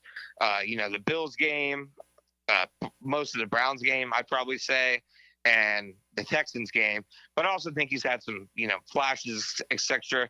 I think he's still been inconsistent to an extent, and he's not what you probably want at the moment in terms of pure consistency. But I also think overall, in terms of their issues as a team and on offense, I'm not sure he's even close to the top of any of them. The only game this year that I really think Lawrence has been largely responsible for them losing was in Houston. I don't think he was responsible for it yesterday. Final moments, John Shipley, Jaguars on SI. All right, there are 11 games to go, right? I'm not really sure how you dig yourself out of this. And back to Trevor for a moment. I don't know in the history of the NFL, and I'm really not just saying this, to be joking around. I'm being serious. I wonder how many times in the history of the league a team has dropped 4 touchdown passes where they were drops. They weren't deflections, right? Kirk had a drop. It hit him in the face mask. Again, he's getting pretty good at that.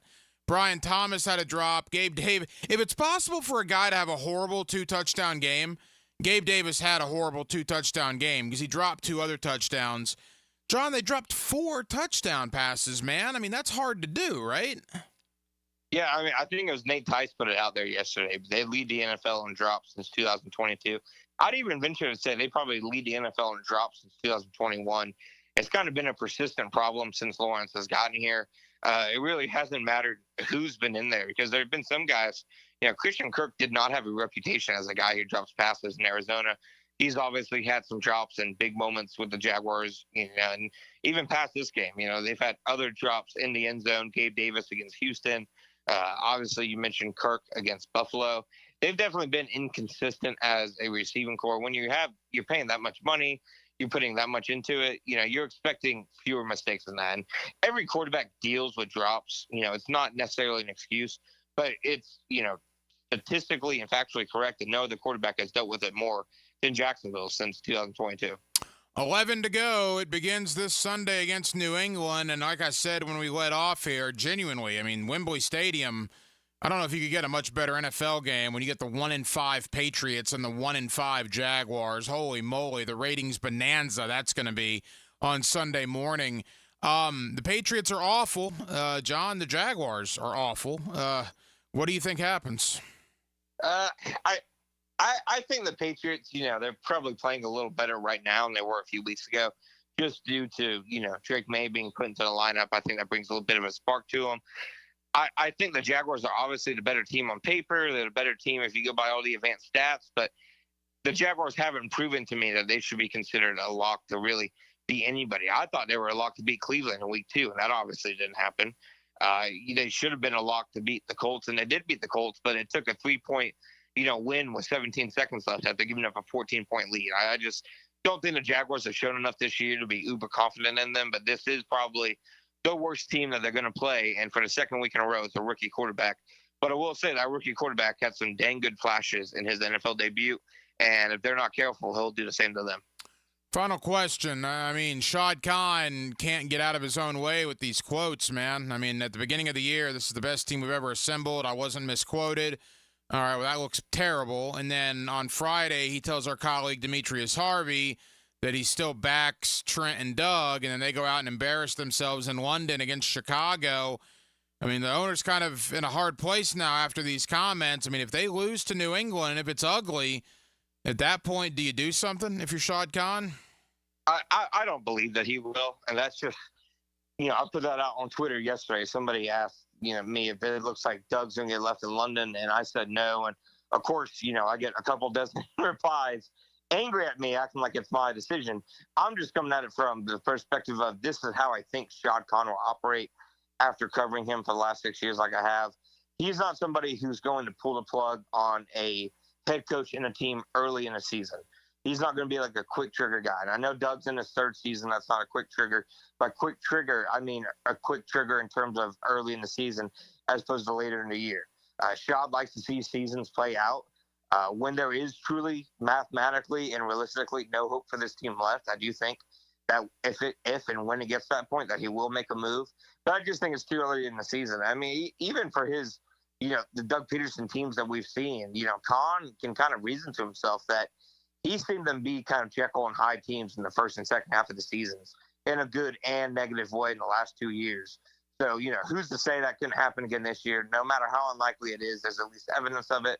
I don't think Kahn will do anything until later in the season, if not until after the season. John, tell us about Jaguars on SI and what people can look forward to with your coverage heading into the New England game on Sunday. Yeah, you can find us on Jaguars on SI. You can find me on Twitter at @John_Shipley.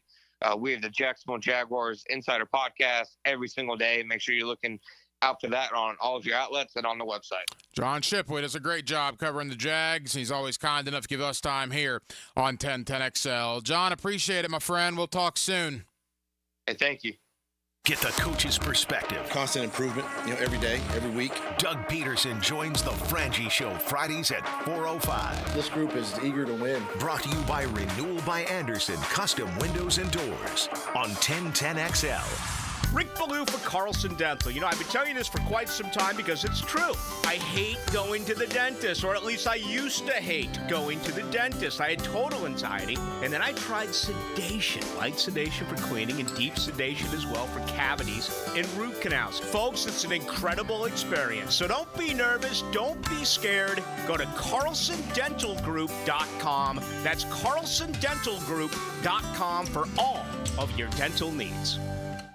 Are you an experienced plumber or welder with MedGas certification and you're tired of being undervalued? It's time to make the move to Local 234 plumbers, pipe fitters, and HVAC technicians. With the best pay in the business, you'll earn $36.50 an hour. With benefits, that's almost $50. It's not just a job, it's a career that values you. Join the team that's got your back. Local 234, proud partner of the Jacksonville Jaguars. Visit UA234.com to send your resume today. Equal opportunity employer. Now that's what I call high-quality H2O. If you want high-quality water in your home at a fair price that won't scare you to death, then talk to someone who knows water and is not a pushy salesman. Contact your local water boy, Keith. I install premium equipment and can repair or even rebuild your existing system. In a business known for aggressive sales tactics, let me show you how my approach is different. If you've got any water problems, contact the water boy at waterboyjack.com. If your IT, data security, and your office copiers are operating perfectly, you must have hired ABS, Advanced Business Solutions, as your technology partner. Advanced Business Solutions. When you want to be heard, send your opinion to the 1010XL text line, designed by Lifetime Enclosures. Thank you for believing in me when the bosses didn't give me a chance. 641-1010. No texting and driving. Get your thoughts heard on 1010XL. 16 years serving great craft beer in Jacksonville is saying something, and that's worth a round of applause. And Bold City Brewery is celebrating. Duval's oldest brewery is set up for a big party October 12th, and you don't want to miss it.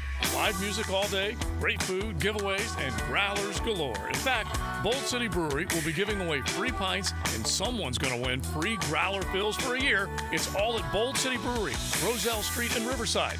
Check out all the details at boldcitybrewery.com.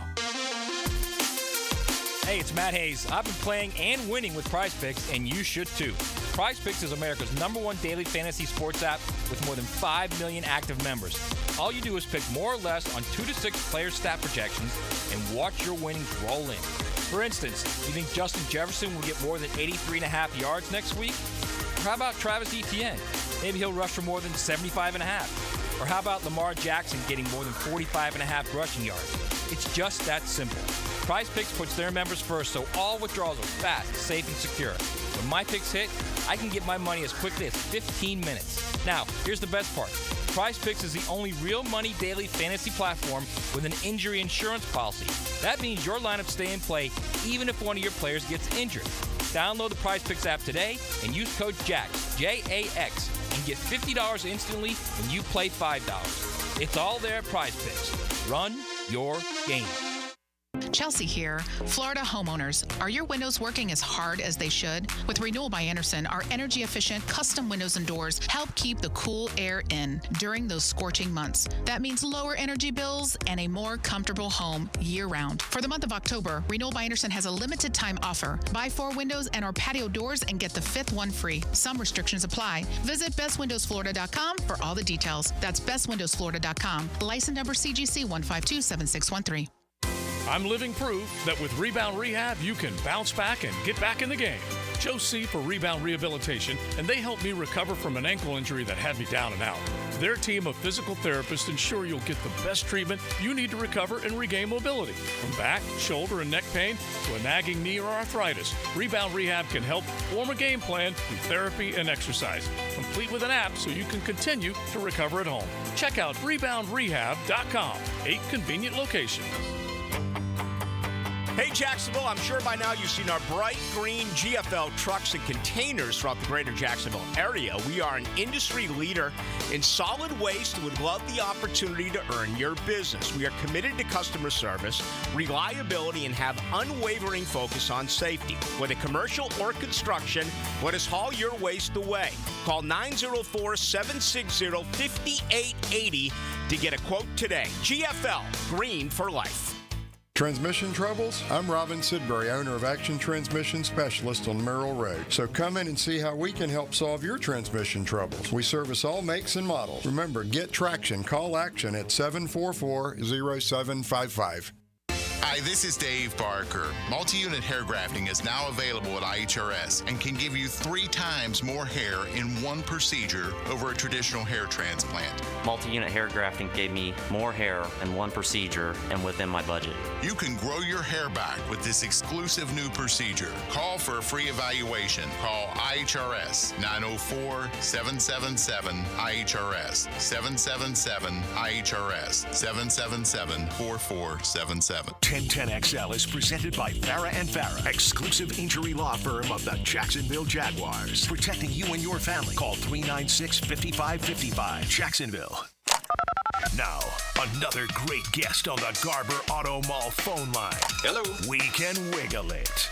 Back here on 1010XL and 92.5 FM in the city of Jacksonville. We are glad you are with us. Boy, an interesting weekend of college football coming up. Florida State's on the road Friday night, taking on Duke. Miami, one of their tougher tests, right? Playing Louisville, Florida back at home. Now the DJ Lagway era officially begins against Kentucky, and 2 absolutely gigantic games in the Southeastern Conference. Let's talk about all of it with my buddy Brent Beard. You see him locally on First Coast News, and you get him weekly right here on Hacker After Dark. Mr. Beard, how are you, my friend? Well, I am good because we've got football on every night, and it's getting cooler this week, so that is a wonderful deal. But I tell you, Hank, this playoff era of college football has changed the expectation of fans and what they're looking at, and that they are, listen, some of these teams would have been out of the race by October. That's not the case now, and fans are interested, and that's good for the sport. It's great for the sport. More teams have an opportunity, and there seems to be more parity than we've had in a long time. No question about it. All right, let's wait on Florida for a moment. Let's begin with Florida State and Miami. Quickly to the Noles. The second half begins for them after a bye week. They're 1-5. That's reality. They go to Duke. I thought this was interesting, and I didn't know this until I talked with Ira Schofel of warchant.com earlier this week, Brent.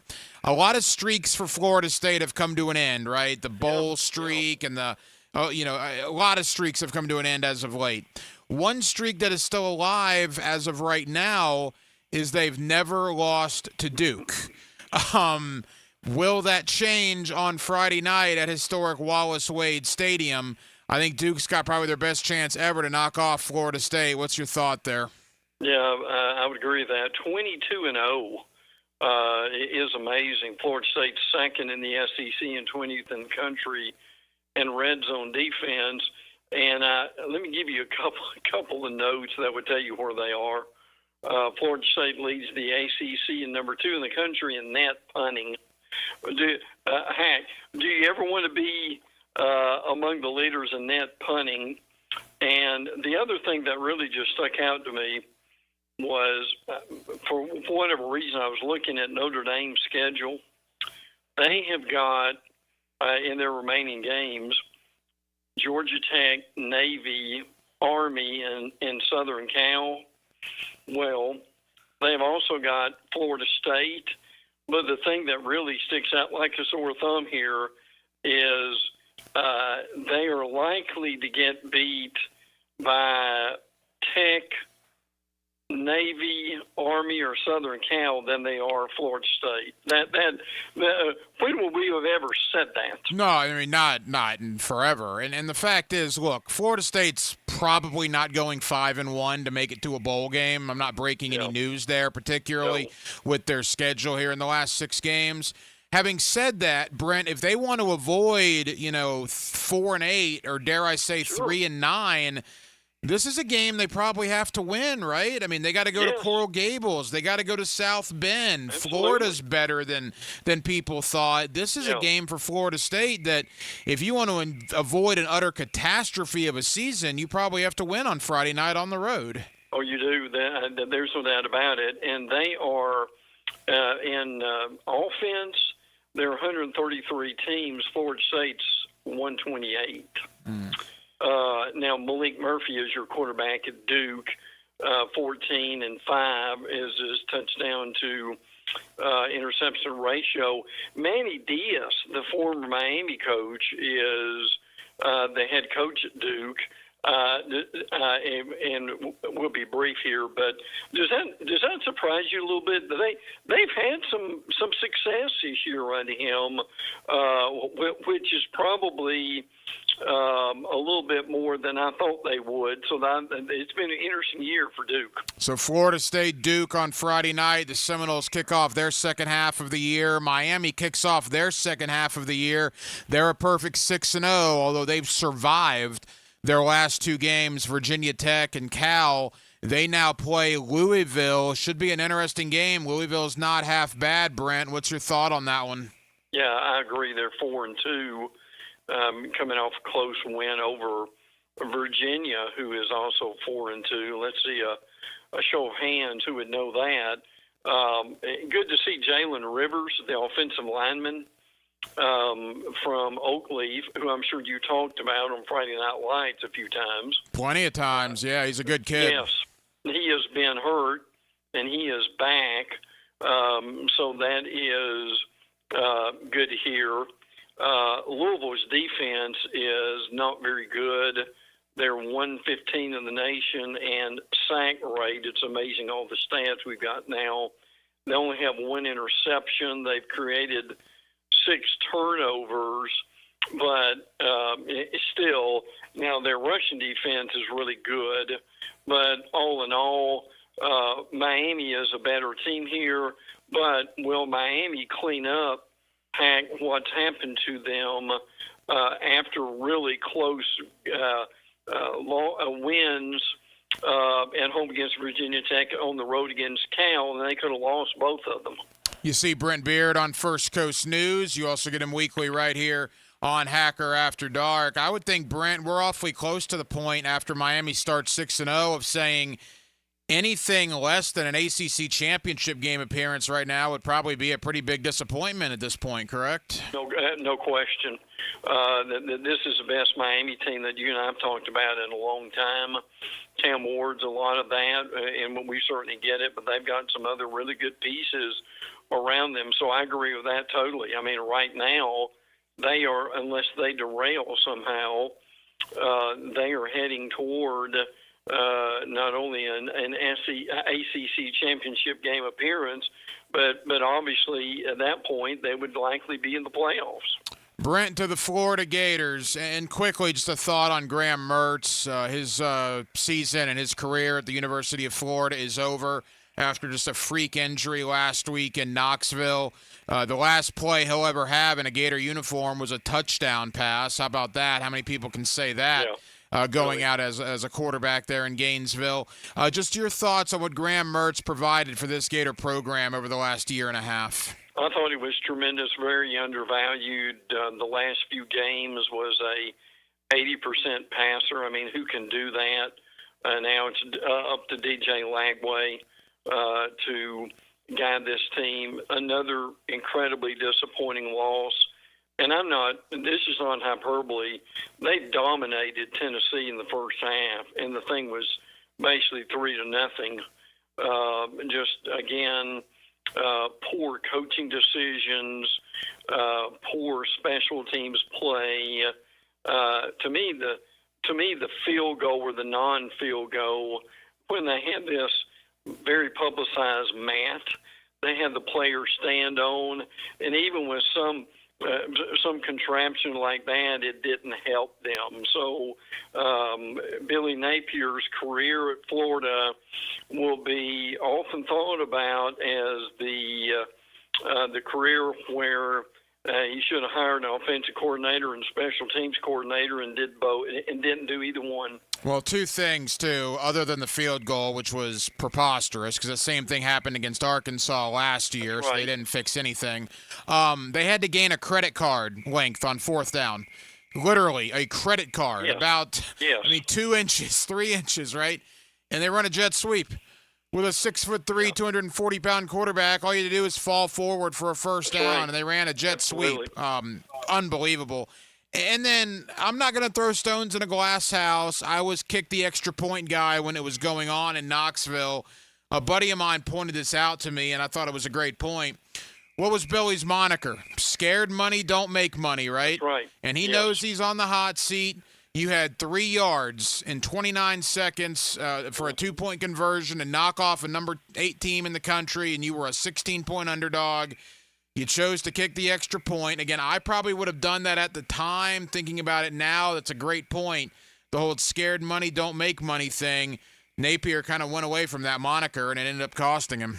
Well, see, if they would have got the 2-point conversion as well as their defense was playing, and there were only 29 seconds left, they likely are able to hold Tennessee, who has a really good kicker, at a field goal range and would have won the game. And at that point, people would have been talking about, well, does he get another year?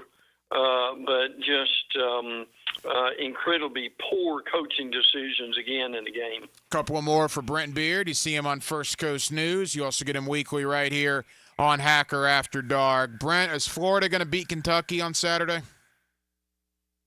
Let me get a quarter and I'll flip it and I'll let you know. I would, if they play anything like they played against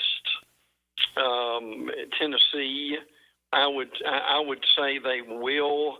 But the problem is, if he loses, he's going to be all 0 against Kentucky, and that would even be more being able to pile it on. Brock Vandergriff has been okay. Kentucky's got a really good defense. I could see this being a pretty close game at this point. So I will say if Lagway can either use his feet or be able to get anything like he did, the touchdown throw that he made for Florida to be able to tie the game, there are guys in the NFL who could not make that throw. And in that situation, too, as a true freshman, that was wild. And Kentucky is a wild case, too. I mean, they absolutely get crushed at home by South Carolina. They lose at home to Vanderbilt. But then on the flip side, they darn near beat Georgia, and they go into Oxford and beat Ole Miss. Right. You can't figure them out. No. And that's been their season all along. And look, this is, frankly, for bowl games and any possibility of a winning season, this is a big game for both those teams. Yeah, there's no doubt about that. All right, the two big ones in the SEC. What's in there, Brent? Let's go about 2 minutes or so on each. We'll begin with the first one, Alabama, Tennessee. Both of these teams survived last week. Alabama survived South Carolina. Tennessee survived Florida. Both already with a loss. Could this be a possible elimination game for the loser? What's your thought on the Crimson Tide and the Volunteers? I know folks like to say that, but I think it's too early for that because I'm convinced that a team with 2 losses would be able to get in the playoffs. And you're talking about 2 ranked teams. You lose to a ranked team, that's not going to be used against you that much. The weaknesses for both these teams are just the opposite. For Alabama, it's their defense. Their front 7 is really not doing what they need to do in stopping the run or being able to get to the passer, although they did get to Lenore Sellers of South Carolina toward the end of the game. Tennessee, on the other hand, is really struggling offensively. They have really the biggest thing they've got is Dylan Sampson. And what Dylan Sampson's yards in this game would be determined of the winner. Keenan Pilley, their linebacker, Tennessee, out ACL tear for the rest of the year. No question, this is a humongous game for both of these teams. Tennessee's problem is they still have Georgia, and they're going to have to win one of them because a 9-3 Tennessee won't get in. That's why the loss to Arkansas hurts them so bad. They're going to have to beat either Alabama or Georgia to have a shot at the playoff, and that begins Saturday there at Neyland Stadium. And then finally, Brent, I mean, the game that everybody's looking forward to is Texas and Georgia. And if you're old school SEC, right, you're kind of rooting for the dogs, I guess, because you don't want the new guy on the block to come in and control the conference. Having said that, Georgia, man, they lose to Bama. They have survived a couple of games. Georgia, and last week they looked very bad in a win over Mississippi State. You kind of wonder where the dogs are as they take on a really, really good Texas team. Well, I think the injuries here are beginning to pile up. Branson Robinson is going to miss a few weeks because of an MCL at running back. I mean, they've got some depth there, but it's getting thinner all the time. Trevor Etienne and Nate Frazier, Cash Jones are guys that they're looking at. The center, Jared Wilson, has a foot injury. Jordan Hall has a stress fracture in both legs, which is just awful. So it's getting smaller and smaller. Small Munden, their best linebacker, is still out with a foot injury. But to your point, Mississippi State really moved the ball, and that's a credit to Jeff Levy and Van Buren, their quarterback. They really moved the ball against Georgia. Look, this Texas team is really good. I mean, their passing game with Quinn Ewers, Arch Manning. But what is we didn't know would happen would be they are this good defensively. Anthony Hill Jr. had 11 tackles in the win over Oklahoma, which really was almost not even competitive, was an act. But, yeah, this is a game that's unbelievable, been sold out for weeks. There's a big help me on this. I think it's in their Formula One race the same weekend in Austin, something like that. So it's going to be incredible the number of people who will be there. But you're right about that with who Georgia's got left on the schedule. This is a really important game for them to win. Well, like we talked about with Tennessee, Georgia already lost to Bama. If they lose to Texas, and they are the underdog, right, then they can't lose again. They would have to win out, most likely, from here on out if they lose to Texas. Quickly, who do you like, the Longhorns or the Dogs? I still like Georgia in this game. I just think they are able to come up and coddle this together. Look, they probably I'm guessing that they had been practicing just about the whole week when they were of the Mississippi State week, probably for Texas, and I think that's one of the reasons that they performed as poorly as they did. You see Brent Beard on First Coast News. You get him weekly right here as well on Hacker After Dark. Brent, it should be a very exciting weekend of college football. We'll be back to recap all of it next week. As always, brother, thank you. Always, my friend. Take care. Now, the Cool Down with Donovan Air Electric and Plumbing, keeping Jack's cool since 1987. And thank you to my buddy Brent Beard. You see him locally on First Coast News. You also get him weekly right here on Hacker After Dark, previewing week number 8 of the college football season that is upcoming. And look, it's a really interesting week. Florida State, Duke, right? Florida State's back off their bye, trying to get something going as the second half of their year begins. They've never lost to Duke, as in like ever. Will that change on Friday night up there in Durham, North Carolina? We will see. Miami and Louisville. Louisville's a good team. Should be a test for Miami, as, again, they're also coming off a bye. They begin the second half of their season with a perfect 6-0 record.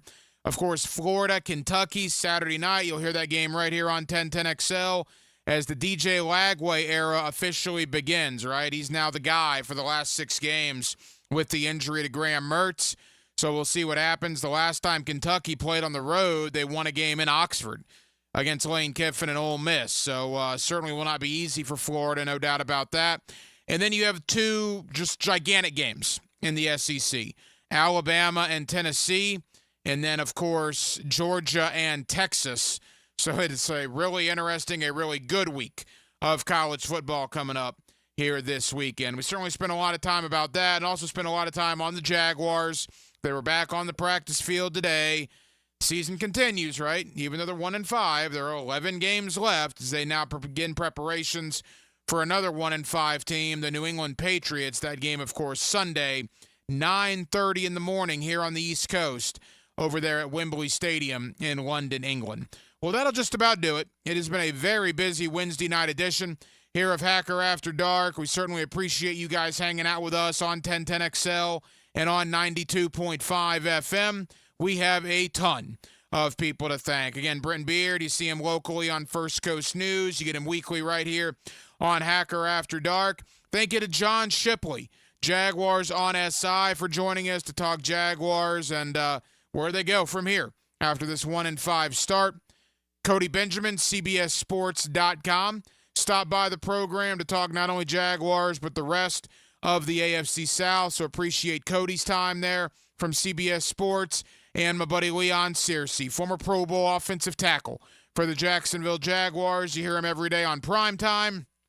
You also get him weekly right here on Hacker After Dark. We will be back tomorrow night on a Thursday, and we will do it all over again beginning at 8 o'clock. Dylan Denmark was your producer tonight. Dylan, great job as always. I'm the Hacker Ryan Green. And again, Jacksonville, thank you for spending part of your Wednesday evening with us right here on Hacker After Dark on 1010XL and on 92.5 FM. Do the Garber Wiggle, Garber Wiggle, Wiggle Wiggle, Garber Wiggle. If you're looking for a pre-owned vehicle with lifetime warranty, Garber Auto Mall can wiggle it. Best price, best payment, best trade-in value, Garber Auto Mall can wiggle it. With a huge selection of pre-owned vehicles, Garber Auto Mall can wiggle it. Visit us in Green Cove Springs or at GarberAutomall.com. And remember, at Garber Auto Mall, there is always a little room for wiggle. Do the Garber Wiggle, Garber Wiggle, Wiggle Wiggle, Garber Wiggle. It's your boy E to the T, and our listeners been killing it in a year full of surprises.